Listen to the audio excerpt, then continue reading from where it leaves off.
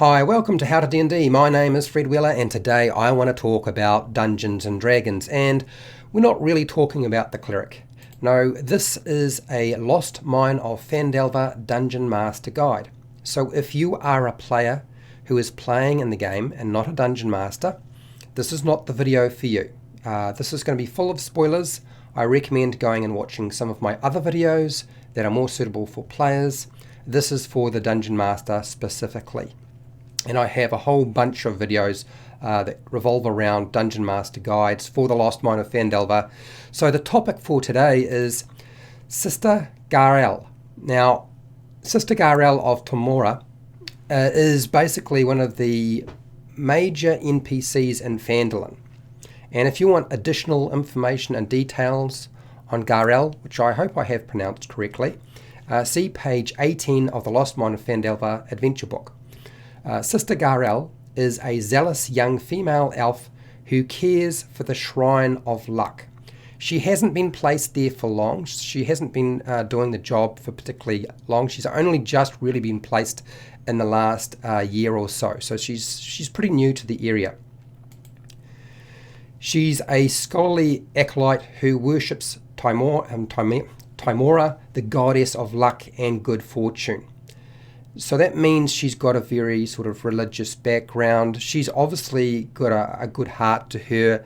She cares for the people of Phandelver and also their well-being, and that's to a large degree with a lot of different people. And she believes in good luck and good fortune, but Phandelver really hasn't had a lot of good luck or good fortune recently, unfortunately. Garaele would like to see the Red Brand bandits run out of Phandelver, but has almost lost all hope that Phandelver will ever be free of their influence. It's not because she hasn't been trying, it just doesn't seem to be coming out the way she had hoped. And of course, it makes it more complicated because she's actually connected to a spy network. The sister is a member of the Harpers. This is a network of spies who are advocates for equality and opposing tyranny and people who would abuse power within the Sword Coast and pretty much a large part of Faerun, or the Forgotten Realms. Sister Garaele regularly reports her details and information she's collected to her superiors about the issues in Phandelver. There's quite a few different problems going on in Phandelver, but the major one is the Red Brands and their control and influence on the people in the township. And she has been feeding them a regular dose of information. So if there's information being fed back to other factions, it may well have come from her, and if it's being fed back to the Harpers, it's quite clearly probably going to be coming from her as well. She does not have the skills or resources to help Phandelver directly herself with the Red Brands. This has actually been frustrating her. She had hoped that the Harpers would be able to provide aid of some kind, and as the months have been passing, she's become more and more frustrated and a little bit resentful and potentially a little bit angry about the whole situation. But like many Harpers, she has to sort of follow the directions of her superiors. And because the Harpers are so few in numbers and they operate in sort of isolated cells where there isn't really an awful lot of backup involved, they have to be able to deal with the fact that they're not necessarily going to be able to solve every problem themselves in some way. She's more of a scholar rather than a fighter in most cases. That doesn't mean that she wouldn't be walking around with a sword at times, but probably only if she's leaving the township of Phandelver and going into the wilds, something like that. What Sister Garaele does not know is that her Harper superiors have in fact enlisted assistance. They have contacted the Lord's Alliance to help Phandelver. This is in the form of Sildar Hallwinter, should he ever make it to Phandelver. As you probably already know, if you're a Dungeon Master running the adventure, Sildar Hallwinter gets captured by the Cragmore hideout goblins, or the Cragmore hideout tribe or Cragmore tribe. So he's sort of waylaid. So there would have been help provided. It's just taken a little bit of time to do so and to find somebody to do this. There was also another individual who was in fact sent months ago to help Phandelver. This is Iano Elbrick, and of course he never actually did what he was supposed to do. He suddenly disappeared off the face of the earth, and nobody's sort of seen him since, which is why Sildar Hallwinter is trying to find out what happened to the Lord's Alliance agent that was sent to help Phandelver in the first place. So a lot of time has actually passed from the point at which the sister actually provided a request for assistance in some way. Garaele's superiors requested that she persuade the local banshee Agatha in Conyberry to tell her the possible location, or at least the location of a very important spellbook. This spellbook belonged to a legendary mage called Bowgentle, but unfortunately she was not successful. What had basically happened is that Agatha just did not appear. This is not an uncommon occurrence. She does not just appear to everybody, and in this case she did not appear to the sister Garaele. Now she provides the player's characters with a quest. So Sister Garaele will have a quest. This is the Banshee's Bargain. It has Sister Garaele asking the party to complete her mission that she was not successful with. And this is a request that she can make. It's really the only quest she has. The party are free to turn down the request. They do not have to do this in any way or shape or form. It is certainly just a side quest. It would assist them, I would imagine, in garnering an extra ally in Phandelver, but they do not have to do it. So Sister Garaele offers them a jeweled silver comb and says, look, offer this jeweled silver comb to Agatha as a bargaining chip to make it more likely that she will, one, appear to you, and two, that you can actually persuade her to reveal the information that we require. So that's basically what's going on there. She suggests that they resort to flattering Agatha and appealing to her vanity, which makes an awful lot of sense with a banshee. It's pretty standard. I've already talked about Agatha and Conyberry in other videos. If you're interested in checking those out, you can.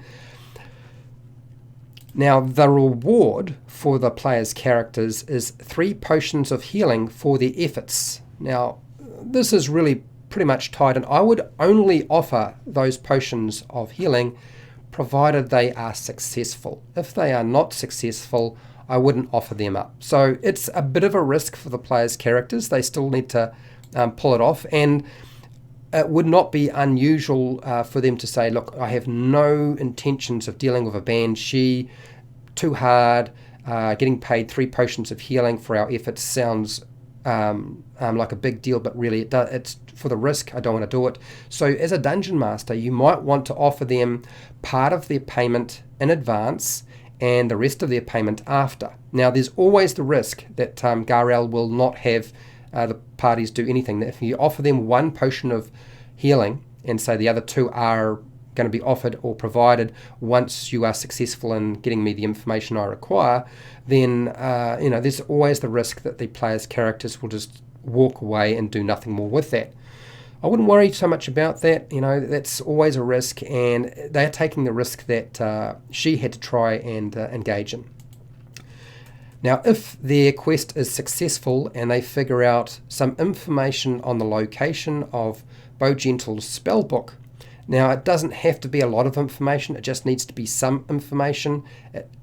There's going to be an interplay between, I would imagine, something like deception, persuasion, and insight required between the players and Sister Garaele at some point. Remember that Sister Garaele is a spy, so she would be pretty good at figuring out when somebody's pulling her leg.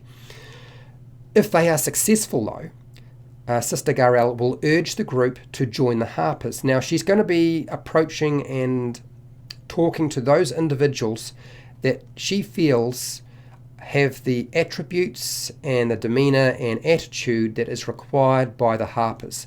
So she might not approach every single individual within the party. So you do not have to approach the entire group. It could be just select members within the party that she sort of read and sort of decided would be suitable for the Harpers.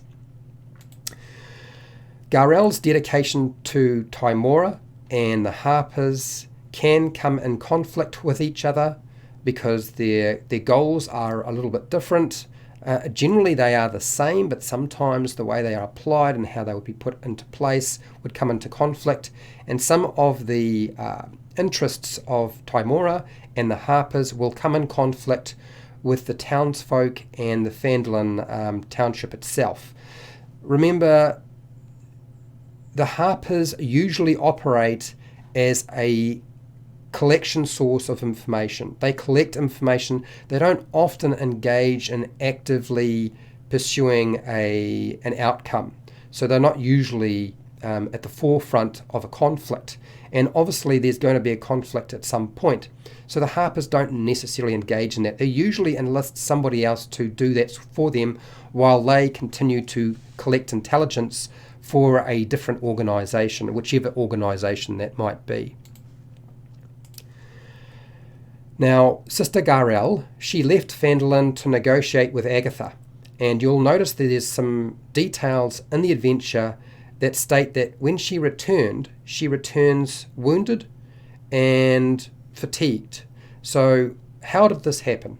This was actually due to an altercation, not with Agatha, because Agatha never appeared.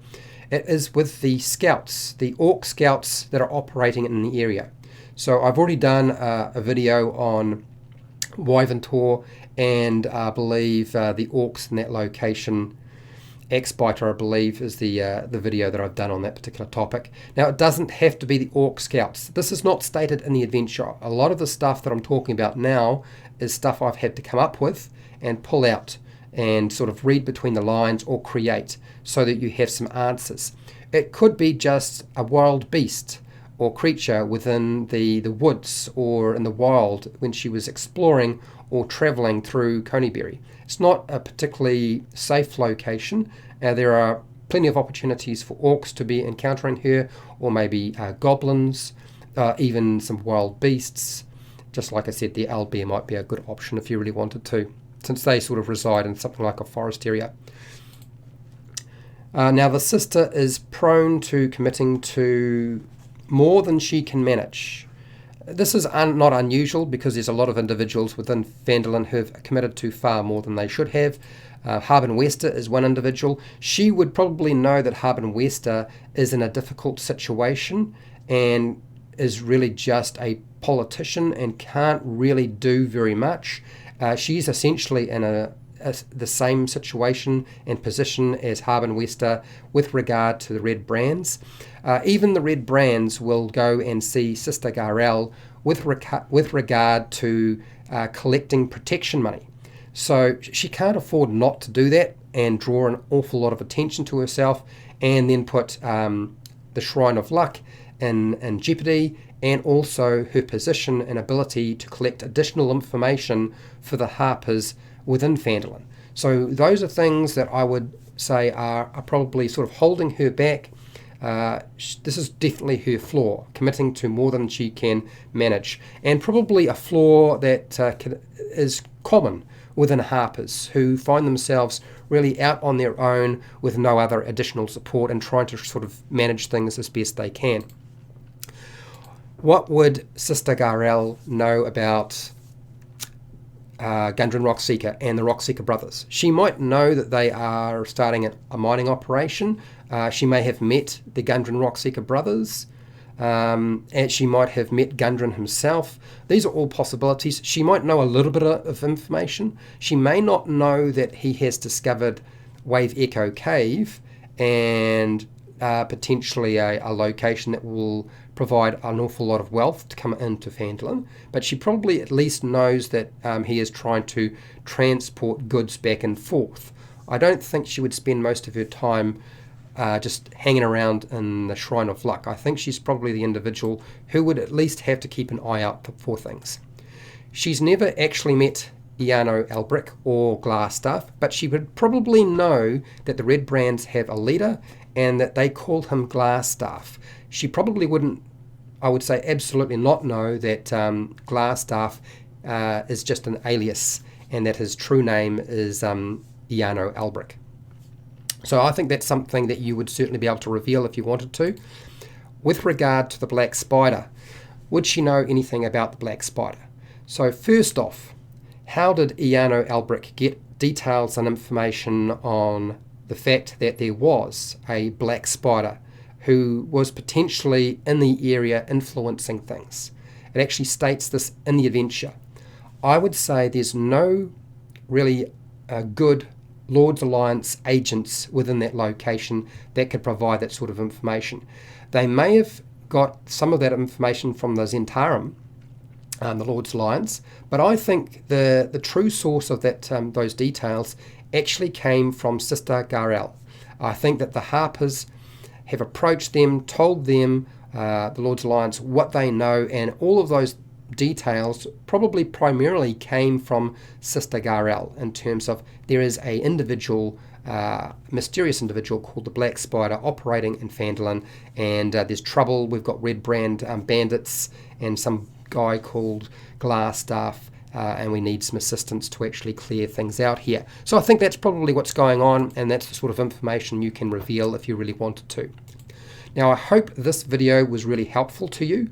I have done like a whole bunch of videos for the Lost Mine of Phandelver as a Dungeon Master guide that cover many of the NPCs, including the Black Spider. I haven't done Glassstaff, but I have done the Black Spider, I've done the Red Brands, and a lot of the other NPCs in Phandelver, and a lot of the major villains or NPCs that are populating the Lost Mine of Phandelver. So you're welcome to go and check those out. If that's not really your sort of kettle of fish, don't worry about it. I have hundreds of videos for players and Dungeon Masters providing advice that should be helpful to you. If you want to support the channel so I keep doing content like this, you can support me on Patreon, where you get access to the live streams that go unlisted. You get priority on the videos that I make and additional content that I make from time to time. If you want to continue to support me, I also have affiliate links to the book depository and Amazon, where you can buy stuff online and I get a small commission. You know, no extra cost to you. I have merchandise shelf underneath all of my videos. Make sure to share, like and subscribe. Hit the bell button to be notified when I go live and when I publish new videos. Very important. And hey, till next time, keep rolling those 20s.